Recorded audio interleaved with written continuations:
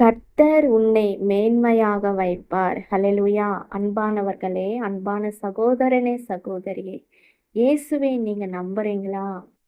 இயேசு உங்களை மேன்மைப்படுத்துவார். ஆமென்.